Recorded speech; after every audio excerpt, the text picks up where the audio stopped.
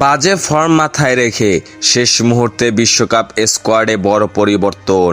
লিটনের বিকল্প হিসাবে দলে ডাক পেলেন যে ক্রিকেটার। দুটি রিজার্ভ সহ মোট 17 সদস্য নিয়ে বিশ্বকাপ খেলতে গিয়েছিল বাংলাদেশ। তবে যুক্তরাষ্ট্রের কাছে সিরিজ হারের পর কোচদের মন থেকে বিদায় নেয় শান্ত লিটন। ইনজুরি নিয়ে দলের বাজে ফর্মের কথা মাথায় রেখে 6 টাইগার ক্রিকেটারকে রিজার্ভ হিসাবে প্রস্তুত রাখা হচ্ছে। শনিবার 25 মে মিরপুরে এমন তথ্য পান টাইগারদের প্রধান নির্বাচক গাজী আশরাফ হোসেন লিপু। বিশ্বকাপের ব্যাকআপ হিসাবে ঢাকায় টাইগার ক্রিকেটারদের সঙ্গে আলাদাভাবে প্রস্তুত নিচ্ছেন এই 6 জন।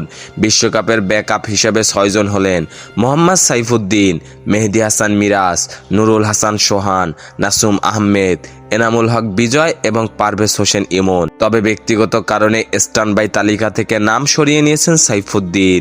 প্রধান নির্বাচক লিপু জানান যে বিশ্বকাপের নতুন নিয়ম অনুযায়ী সুযোগ থাকছে ব্যাকআপ ক্রিকেটার প্রস্তুত রাখার। তাই আমরা লিটনের বিকল্প হিসেবে বিজয়, অনিকের বিকল্প হিসেবে সোহানকে প্রস্তুত রাখছি। তাছাড়া এই ব্যাকআপ দলে মেহেদী হাসান মিরাজও থাকছে। খেলাধুলার সকল আপডেট পেতে আমাদের ইউটিউব চ্যানেলটি সাবস্ক্রাইব এবং ফেসবুক পেজটি ফলো দিয়ে লাইক, কমেন্ট, শেয়ার করে আমাদের সাথে যুক্ত থাকুন। ধন্যবাদ।